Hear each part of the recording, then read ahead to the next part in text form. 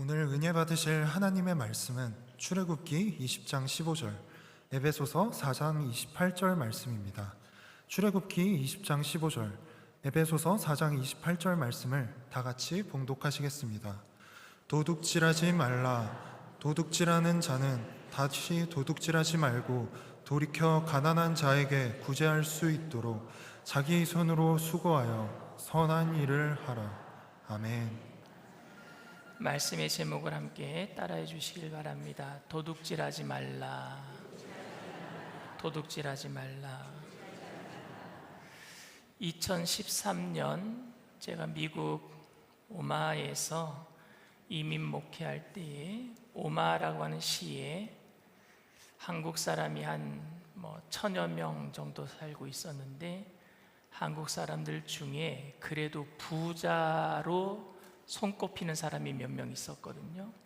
그 중에 한 분을 제가 늘 그 집에 가서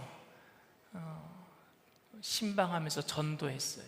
그 집을 찾아가서 그 사장님이, 이름은 제가 밝힐 수 없고 신 사장님이라고 하는 분인데, 가게에 찾아가서 제가 늘 그냥 그 집에 가서 앉아서 서로 이야기해 주면서 하다 보니까 예수님 말씀 전하게 되고, 그러면서 저희 교회에 나오시게 됐는데,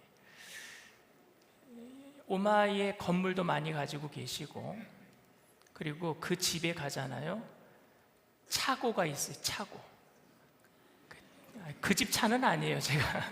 그 집 차는 아닌데, 차고에 들어가면 차가 굉장히 많아요. 클래식카도 있고 아주 비싼 값비싼 세단도 있고, 미국 분들은 또 트럭을 좋아해요. 트럭도 있고. 그래서 제 마음속에 그 집을 방문할 때마다 드는 생각이 뭐냐, 안 타시면 저 한 대 안 주면 안 되나, 안 타시는 차 중에서 한 대 저 주면 안 되나. 혹시 여러분 집에 차가 많이 세워져 있는 분들 중에 같이 공유하실 분 계십니까? 초대교회에서는 물건을 서로 유무상통했다고 합니다. 다 주님께서 주신 것이라고 생각하고 교회에다가 사도들의 발 앞에 내놓고 다 같이 나눴었어요.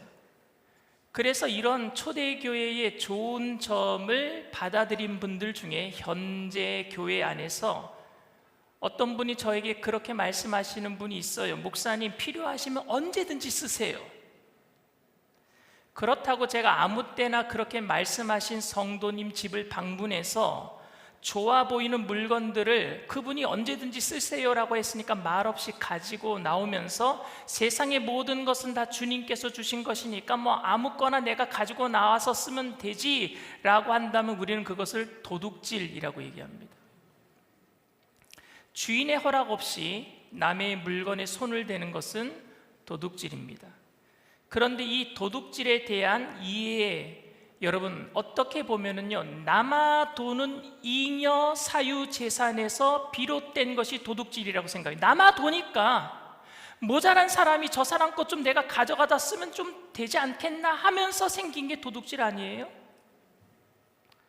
1990년에 제가 군대에 있을 때입니다. 1990년 제가 사용하던 모든 물품은 군수품으로 개인에게 지급되는 할당량에 따라서 다 정해져 있는 보급품들이었어요.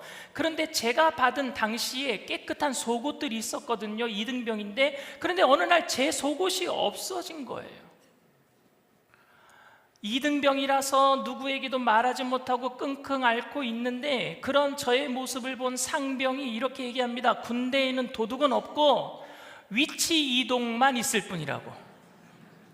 남의 간물대 안에 있는 것을 훔치는 것을 도둑질이라고 부르지 않고, 다 나라에서 준 것이니까 서로 필요할 때 그 물건을 옮겨 쓰는 것이니 그것을 위치 이동이라고 얘기한대요. 그래서 저는요, 남들이 내 거 위치 이동 안 하려고 제 속옷에다가 검은 매직으로 다 강신호라고 써놨어요. 아프리카에 어떤 선교사님께서 선교하는 마을에는 모든 물건을 그 마을 사람들이 다 통용했다고 합니다. 가령 볼펜 하나가 있다면 그 볼펜은 누구의 소유가 아니라 그냥 필요한 사람이 쓰고 제자리에 갖다 놓으면 되는 거예요. 그래서 그 마을에는 가위도 하나, 손톱깎이도 하나였대요. 선교사님이 처음 그곳에 갔을 때 당신의 연필이 자꾸 없어지더랍니다. 허락도 없이 남의 물건에 손을 대는 것은 도둑질이라고 생각한 선교사님은요, 그것을 그 주민들에게 가르쳤어요. 이건 남의 물건입니다. 남의 물건을 쓰고 싶으면 반드시 허락을 받아야 합니다. 그러자 그곳에 있는 모든 주민들은요, 선교사님을 아주 이상하게 생각하면서 이렇게 얘기했답니다. 아무도 안 쓰는 물건이 있으면 필요한 사람이 가져다 쓰면 되는 것인데 왜 선교사님 그 물건을 혼자 독차지하려고 합니까? 너무 욕심이 많은 것 아닙니까? 여러분들은 어떻게 생각합니까? 천국은 오늘 계명처럼 남의 물건에 절대 손을 대면 안 되는 곳일까요? 아니면 아프리카 마을 사람들처럼 서로 유무상통하는 곳일까요? 만일 천국이 유무상통하는 곳이라면 천국에 도둑질이라는 죄가 없는 것은 남의 물건을 탐내는 사람이 없어서가 아니라 내 것이라는 소유 개념이 없기 때문일 거예요. 그래서 저는 도둑질하지 말라라는 계명이 무엇을 의미하는지, 도둑질이라는 죄 자체가 그렇게 간단하지 않겠다라는 생각이 들어요. 여러분, 레미제라블이라는 소설 읽어보셨어요?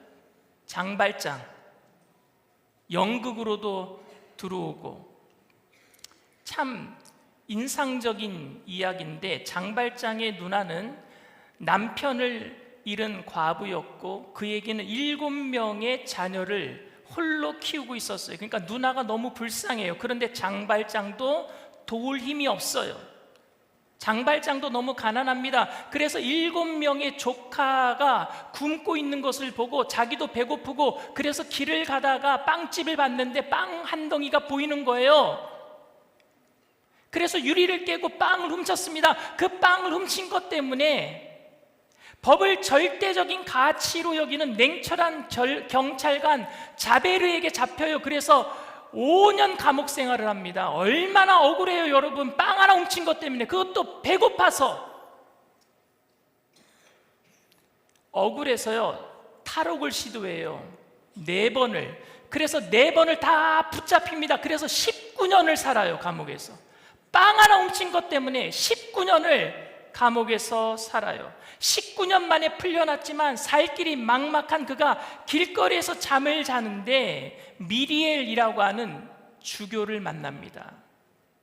그리고 미리엘 주교는 자기 집에서 하룻밤을 묵게 했어요. 그런데 그날 저녁에 장발장은 자다가 그 집에 좋은 은접시를 훔쳐갖고 또 도망가요. 그러다가 또 걸려요. 그래서 미리엘 주교 앞에 경찰관과 함께 잡혀옵니다. 그런데 미리엘 주교가 장발장에게 뭐라고 얘기하는 줄 아십니까? 아, 내가 은촛대도 줬는데 은촛대는 왜 안 가져갔느냐고, 은접시만 가져갔느냐고. 그래서 경찰관은 훔친 줄 알았는데 이게 미리엘 주교가 준 것이라고 생각하니까 경찰관은 돌아갔어요. 그때의 미리엘 주교가 장발장에게 이렇게 얘기합니다. 잊지 마세요.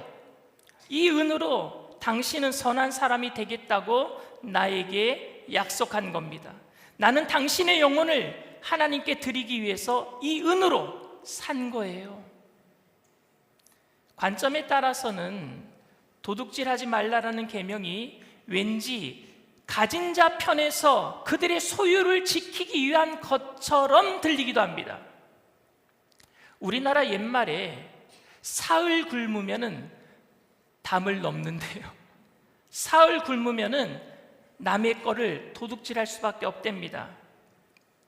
도둑질은 가난한 사람들, 힘없는 사람들이 훨씬 더 큰 유혹을 받을 수밖에 없는 죄는 분명합니다. 그렇다면 여러분, 도둑질하지 말라라는 이 계명의 의도가 과연 단순히 많이 가진 사람들의 소유를 지키기 위한 그런 계명이겠습니까? 하나님께서 많은 소유를 갖고 있는 사람들의 그 소유를 지켜주기 위해서 가난한 사람들에게 절대 도둑질하지 말라, 이런 의미로 10계명의 중요한 계명을 하나 주셨겠습니까? 저는 그렇지 않다라고 생각합니다.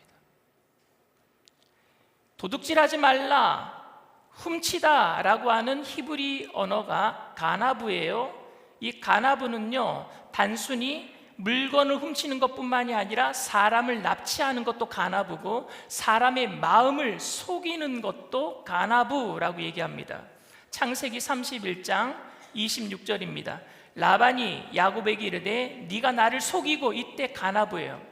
사람의 마음을 속이는 것도 가나브, 이것도 훔치는 거예요. 내 딸들을 칼에 사로잡힌 자같이 끌고 갔으니 어찌 이같이 하였느냐. 창세기 40장 15절 말씀이에요. 나는 히브리 땅에서 끌려온 자요, 납치돼서 온 자요, 이것도 가나브입니다. 사람을 훔치는 것, 이것도 가나브. 여기서도 옥에 갇힐 일은 행하지 아니하였나이다. 그런데 여러분, 오늘 성경 본문에 10계명에 나오는 훔치지 말라, 도둑질하지 말라라고 할 때 가나브가 쓰였는데 여기는 목적어가 없어요.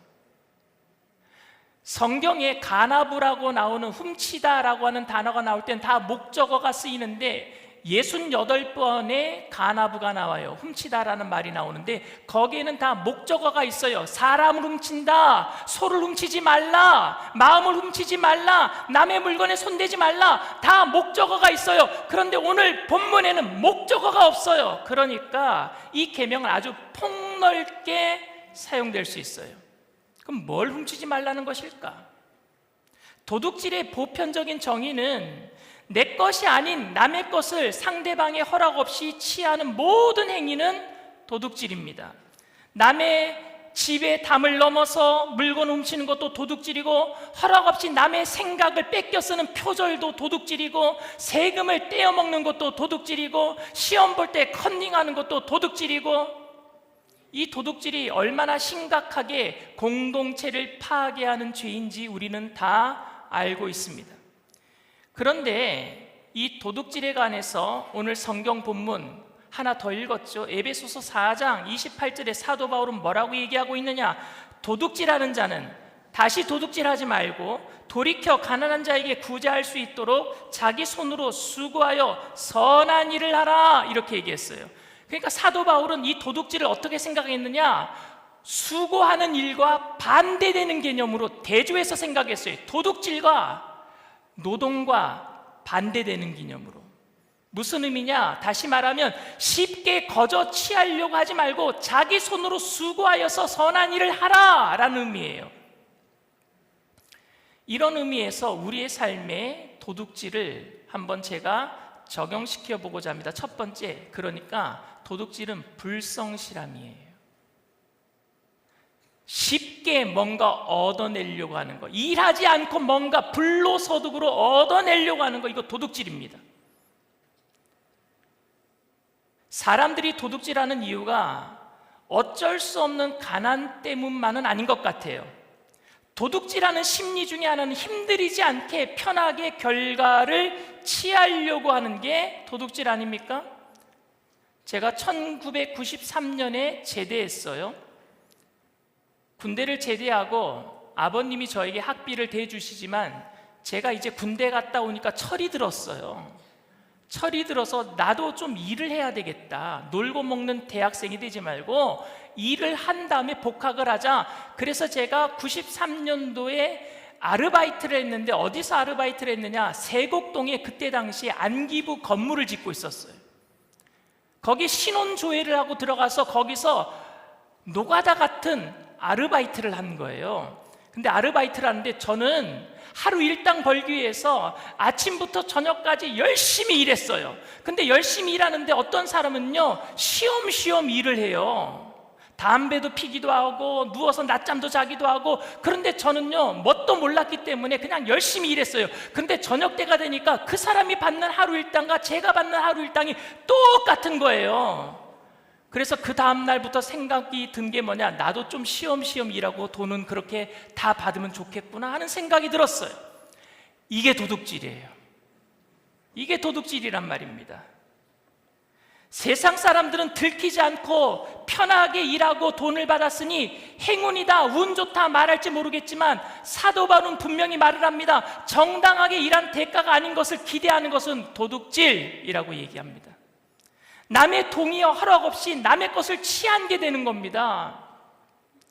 하나님의 사람들이 이 땅에서 예수 그리스도의 의의를 드러낼 수 있는 길은 성실함인 줄 믿습니다. 성실하게 살아가는 거예요. 성실하지 않아도 일이 잘 풀리고 형통하다면 자신이 유능하다고 생각하거나 하나님이 복을 주신 것이라고 생각하고 좋아할 것이 아니라 부끄러워하고 회개해야 되는 거예요. 내가 성실하지 않았는데도 복을 받았다면 회개해야지요. 저도 마찬가지예요. 목사가 아무것도 하지도 않았는데 교회가 성장하고 운이 좋아서 교회가 성장했다라고 하나님이 축복하셨다라고 말하는 것이 아니라 오히려 기도하지 않았는데, 말씀 묵상하지 않았는데, 교인들을 사랑하지 않았는데 교인들이 불어났다면 회개해야죠. 목사가 성실하지 않았는데. 하나님의 나라를 소망하며 살아가는 사람들이 궁극적으로 추구하는 것은 성공이 아니라 사명인 줄 믿습니다. 성실이에요. 성실. 하나님이 성실히 말씀을 지키시고 우리를 사랑해 주신 줄 믿습니다.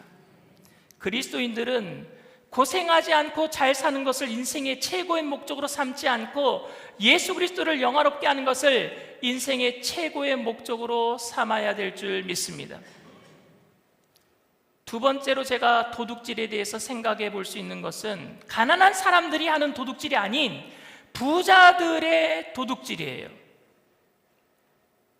도둑질은 가난한 사람과 불성실한 사람만 하는 것이 아닙니다. 저는 가난이 언제나 무능함과 불성실의 결과라고 생각하지 않습니다. 열심히 일했는데 사업이 안 되는 분들도 있어요. 근데 어떤 분들은 열심히 하지도 않았는데 돈을 벌어요. 사기를 쳐도 돈을 벌어요. 불성실하게 일했는데도 돈을 벌어요.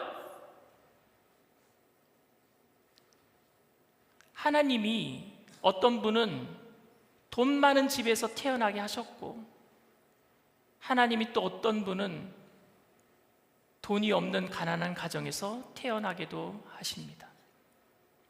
하나님께서 어떤 사람은 부자가 되게 하시고 어떤 사람은 가난하게도 하셨습니다. 그럼에도 하나님이 공평하신 분입니다 라고 말할 수 있는 것은 그 재물이 부자가 가지고 있는 재물이나 가난한 사람들이 없는 재물이나 모든 것을 다 하나님이 주신 것이라고 인정만 한다면 하나님은 공평해질 수 있습니다. 공평하신 하나님이라고 부를 수 있습니다. 왜? 부자들은 내 것이 아니니까 내어놓게 될 거니까. 이게 초대교회였어요. 하나님은 그때 공평해지십니다. 내게 주신 모든 게 내 것이 아니라는 것을 인정할 때 하나님은 공평하신 하나님이 됩니다. 근데 만약에 이게 하나님이 주신 것이라고 생각하지 아니하고 내 것이라고 생각하고 움켜쥐고 있다면 이게 부자들이 가지고 있는 도둑질이에요.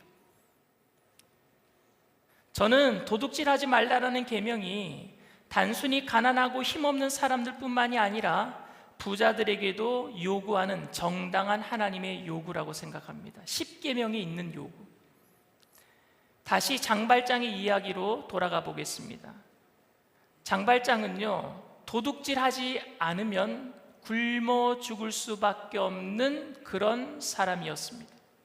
그런 사람들에게 오늘 계명으로 딱 들이대면서 도둑질하지 말라라고 말을 한다면 가난에다가 족쇄를 쳐서 영원히 가난하게 살아라 라는 말과 똑같은 거예요. 사회적인 제도는 바꿔주지 아니하고 가난한 사람들은 계속 가난하게 살아라, 도둑질하지 말라라는 말의 의미밖에 되지 않습니다. 그런데 그 장발장이 미리엘 주교를 만났습니다.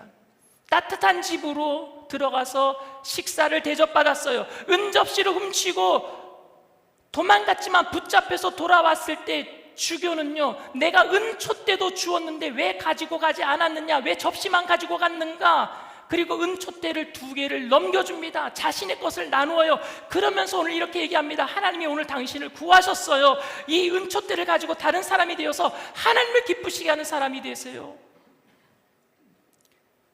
장발장이 은접시를 훔쳐서 달아난 것은 절대 정당화될 수는 없습니다. 도둑질은 정당화될 수는 없습니다. 그것은 틀림없는 도둑질입니다. 하지만 부자가 내 것은, 이것은 다 내 것이니까 움켜쥐고 가난한 사람들은 내 근처에도 얼씬도 하지 말아라, 아무것도 나누지 않고 베풀려고 하지 않는다면 그건 역시 도둑질이란 말입니다. 주님 보실 때 그리스도인들은 가난하게 살던 부하게 살던 내 것이라고 말할 것이 없습니다. 천국을 소유하고 세상을 살아가는 사람들은 결국 모두 이 땅에 살지만 이 땅에 속하지 않은 하늘나라를 향해서 가는 나그네인 줄 믿습니다. 내 것이라고 할 게 없어요. 저는 도둑질하지 말라는 계명에서 하나님의 놀라운 은혜를 느낍니다. 이 계명을 통해서 저는 내가 하늘나라에 속해 있는 하나님 나라의 사람인 것을 인식할 수 있는 그 특권과 은혜를 인한 감사를 누릴 수가 있었어요. 가난한 사람이든 부한 사람이든 도둑질하지 말라는 계명이 우리에게 주는 은혜가 있다면 그것은 우리가 이 땅에 속하지 않고 영원한 하나님 나라에 속해 있다는 사실인 줄 믿습니다. 이 땅에서 살면서 재물의 힘이 얼마나 큰지 저도 잘 알고 있지만 그 재물에 의해서 우리의 가치가 매겨지지 않고 성공과 실패로 내 자신을 판단받지 않고 재물 때문에 차별받지 않고 사명을 다해서 나아갈 수 있는 하나님의 사람들은 도둑질하지 말라는 계명을 통해서 우리가 소망하는 것이 무엇인지 다시 한번 생각해 봐야 될 줄 믿습니다. 내가 성공을 생각하는 것이 아니라, 내가 더 많은 재물을 생각하는 것이 아니라 하늘나라를 다시 한번 바라봐야 될 줄 믿습니다. 남의 것을 내가 가져갈 수 있다라고 남의 것을 취할 수 없습니다. 왜요? 우리는 이 땅에 살고 있지만 이 땅에 속해 있는 사람들이 아니기 때문입니다. 가난하다고 해서 남의 물건에 손을 댈 수 없고 부자라고 해서 모든 것을 내 것으로 움켜쥐고 울타리를 칠 수 없게 만드는 힘, 그건 바로 예수 그리스도의 구원의 은혜입니다. 그것이 바로 도둑질하지 말라는 계명 속에 담겨 있는 복음의 은혜예요. 부자든 가난한 사람이든 이 계명에서 저는 재산과 재물과 재능에 대한 신앙적인 책임과 한계를 느낄 수 있어야 된다고 생각합니다. 내게 주어진 모든 것을 하나님이 주신 달란트로 생각하고, 가난해도 훔치면 안 되고 부해도 다 가지면 안 되는 것, 그것은 바로 모든 것이 하나님께로부터 온 것이며 모든 것이 하나님으로 향해서 가야 된다는 사실을 알기 때문입니다. 사랑하는 성도 여러분, 여러분들의 소망이 지금 어디에 있습니까? 여러분들이 살아가면서 생각하는 인생의 최고의 목적이 무엇입니까? 마음 깊은 곳에서 저는 여러분들이 이러한 고백을 드렸으면 좋겠습니다. 그리스도의 은혜 때문에 내가 영원한 생명을 얻었고 이 땅에 살면서 재물의 필요함을 내가 너무나도 잘 알지만 그럼에도 불구하고 나의 존재의 의미를 부여받은 것은 재물이 아니라 예수님의 은혜입니다. 이 고백을 할 수 있게 되기를 바랍니다. 내 거 손대지 말아라 라고 말하지 않고, 하나님 나 아무것도 가진 것이 없는데 어떻게 살란 말입니까? 라고 말하지 말고, 주님 제 소망이 물질이 아니라 천국이 있음을 제가 압니다. 이 땅에 사는 동안에 어떤 모양이든지 제가 그리스도의 은혜를 드러내며 그 은혜 안에 거할 수 있도록 성령님 나를 붙잡아 달라고 기도하게 되기를 바랍니다. 그렇게 말하면서 있는 것으로 함께 나눌 수 있는 저와 여러분들 다 되어주시기를 주님의 이름으로 축원을 드립니다. 이 시간 말씀을 생각하시면서 잠시 묵상으로 기도해 주시기를 바랍니다. 오늘 저희 교회에 처음 나오신 분이 계십니까? 오늘 여러분들의 삶에 모든 것을 내어주신 그리스도의 은혜가 믿음으로 받아들여지게 되기를 바랍니다. 우리는 이 땅에 살지만 이 땅의 소망이 아닌 천국의 소망을 품고 살아가는 사람들이기 때문에 있어도 교만할 수 없고 없어도 낙심할 수 없는 그게 평안이에요. 그 평안은 영원한 생명의 주인 되시는 주님만이 여러분들에게 드릴 수 있는 겁니다. 그 평안을 얻기 위해, 그 영원한 생명을 얻기 위해 딱 한 가지, 믿음이 필요해요. 이제는 더 이상 내가 주인이 아니라 세상 사람들은 물질의 노예가 되어서 물질을 주인으로 삼고 있는데 나는 이제 주님만을 주인 삼고 살아가겠습니다. 그러면 구원이 임합니다. 그러면 영원한 생명이 임해요. 그러면 영혼이 잘 되고 범사가 잘 되고 강건한 복이 더불어 임하게 될 줄 믿습니다. 내가 그 예수님 주인으로 삼기를 원합니다, 믿기를 원합니다 하시는 분들은 그 자리에서 믿음을 가지고 일어나 주시길 바랍니다. 인터넷상에서, TV상에서 예배드리는 그 자리에서 믿음을 가지고 일어나 주시길 바랍니다. 믿음으로 일어나신 분들은 제가 하는 기도를 따라해 주시길 바랍니다. 하나님 아버지, 저는 죄인입니다. 어디에서 와서 왜 살며 어디로 가는지 알지 못하고 방황하며 살았습니다. 저의 죄를 위하여 십자가에서 죽으시고 부활하신 예수님을 제 구주로 모셔드립니다. 저는 하나님의 자녀가 되었습니다. 지금부터 영원토록 주님과 함께 살겠습니다. 예수님의 이름으로 기도드립니다. 아멘. 할렐루야. 여러분을 진심으로 축복하고 환영합니다. 예배가 마친 이후에 꼭 새가족 환영에 참석해 주시길 바랍니다. 우리 믿음이 없이는 다 같이 한번 찬양하고 함께 기도하겠습니다.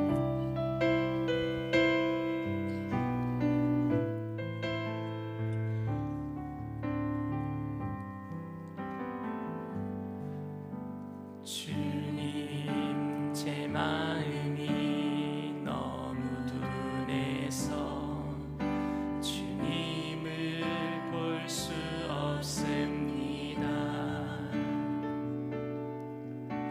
이 땅에 속하여 이 땅만 보다가 주님 손을 놓쳤습니다. 나는 나그네로 왔는데 왜 주저앉게 되었나. 나는 정직인데 언제부터 내 삶의 주인이 되어버렸나.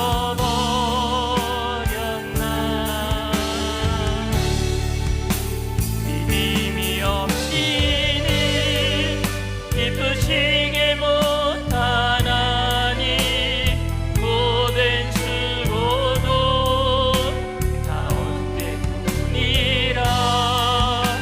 믿음이 없어서 무너진 삶의 모든 자리에 다시 주님을 기다립니다.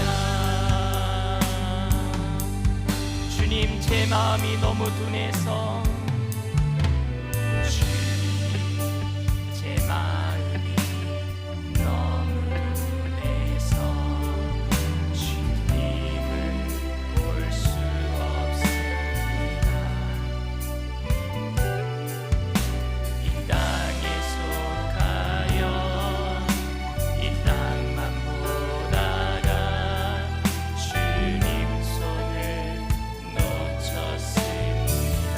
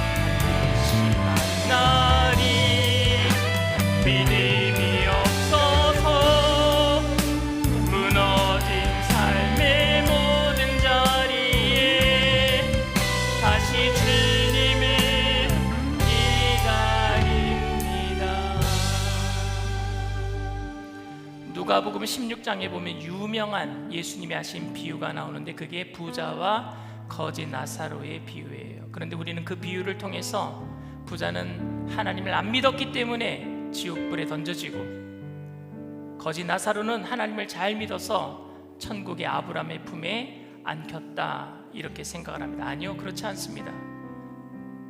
누가복음 16장 19절부터 31절 말씀에 보면은요, 그 어디에도 나사로가 하나님을 잘 믿었다라는 기록이 없고, 오히려 부자는 아브라함에게 아버지 아브라함이여, 약속의 후손으로 하나님을 믿는 사람으로 나오고 있어요. 그런데 하나님을 믿었던 사람이 지옥불에 던져졌단 말입니다. 그러니까 이거는 하나님 믿었기 때문에 천국에 가고 하나님을 안 믿어서 지옥에 갔다라는 비유가 아니에요. 그럼 무슨 비유일까요? 누가복음 16장의 전체 이야기를 봐야 되겠죠. 누가복음 16장 1절에는요 불의한 청지기의 비유가 나옵니다. 예수님이 불의한 청지기에 대한 이야기를 하셔요. 주인의 재산을 탕진하고 있는 그 청지기를 주인이 발견하고 해고를 시키는 거예요. 너 언제 몇 날 며칠 해고다 라고 하니까 이 청지기가 이제 나는 빌어먹게 생겼구나, 돈도 못 벌구나, 어떡하지 하다가 주인에게 빚진 사람들을 다 초청을 하는 거예요. 너 얼마 빚졌어? 기름 100마리요 50이라고 고쳤어. 너 얼마 빚졌어? 밀 100석이요 80이라고 고쳤어. 문서를 위조하고 있어요. 그러니까 불의한 사람이에요. 그런데 이 사람은요 친구를 사귀는 겁니다. 자기가 나중에 해고당하고 길거리에 내앉았을 때 자기가 도움 준 사람들에게 도움을 받기 위해서 친구를 사귀는 거예요, 물질로. 그럴 때 예수님은요 그 불의한 청지기에 대해서 칭찬을 하셔요. 뭐라고 칭찬하신 줄 아십니까? 누가복음 16장 8절 말씀이에요. 주인이 이 옳지 않은 청지기가 일을 지혜있게 하였으므로 칭찬하였으니 이 세대의 아들들이 자기 시대에 있어서는 빛의 아들들보다 더 지혜로움이다. 이 세상의 사람들도 돈을 가지고 다음에 내가 해고당했을 때에 다음을 준비하고 있는데, 빛의 자녀들은 하늘나라가 있다고 하면서 영생이 있다고 하면서 재물 가지고 아무것도 준비하지 않는 거예요. 그러니까 이 세대 사람들, 어둠의 자식들이 빛의 아들보다 더 낫다. 이 얘기는 뭔지 아십니까? 비교를 통해서 못한 사람을 들어서 잘한 사람을 창피하게 하는 거예요. 우리 어머니가 제가 잘못하면요 동네에 제일 바보를 들어서 제가 너보다 낫다 이렇게 말하는 거와 똑같은 거예요. 창피하게 만드는 거예요, 예수 믿는 사람들을. 그랬더니 하나님을 잘 믿는다라고 하는 바리새인들이요 예수님을 비웃습니다. 누가복음 16장 14절 말씀이에요. 바리새인들은 돈을 좋아하는 자들이라 이 모든 것을 듣고 비웃거늘. 뭐니 해도 머니가 최고예요. 돈이 최고예요. 아이고, 예수님 몰라서 하시는 말씀이에요. 가지고 있는 것이 있어야지 사람들이 존경해요. 내가 좀 가지고 있어야 돼요. 내 것이란 말이에요. 그럴 때 예수님이요 누가복음 16장 19절부터 31절에 부자와 나사로 얘기를 하는 거예요. 그래? 너희들 많이 가지고 있다고? 그런데 지옥 갔어. 하나님 믿어도 안 나눴기 때문에 그거 도둑질한 거야 라고 말씀하신 거예요. 여러분, 예수 믿는 사람들이 성실히 살아야 될 줄 믿습니다. 예수 믿는 사람들이 나눠야 될 줄 믿습니다. 나누지 않는 것은 도둑질이에요. 선교는 그저 나누는 거예요. 전도는 그저 나누는 거예요. 예수 믿는 사람들은 그래서 희생할 줄을 알아야 돼요. 돌아올 것을 기대하고 나누는 것이 아니라 돌아오지 않더라도 예수님께서 자라가게 하실 줄 믿습니다. 언젠가는 눈물로 씨를 뿌린 것을 기쁨으로 단을 거두게 하실 줄 믿습니다. 특별히 이번 주 돌아오는 수요일 날 지방선거가 있습니다. 책임을 다하세요. 성실하게 여러분들에게 주어진 주권을 다 행사하세요. 그게 성실함입니다. 그것을 통해서 빛을 발하세요. 그리고 예수 믿지 않는 사람들에게 나누세요. 그때 정치들이 변화가 될 줄 믿습니다. 나라가 변화가 될 거예요. 하나님, 이 나라의 민족을 불쌍히 여겨주시옵소서. 먼저는 우리가 주님 도둑질하지 않는 예수 잘 믿는 사람들 되게 하여 주시옵소서. 우리 주님 세 번 부르고 나라와 민족을 위해서 또 우리의 모든 사명을 다하기 위해서 세 번 부르고 통서로 같이 기도합니다.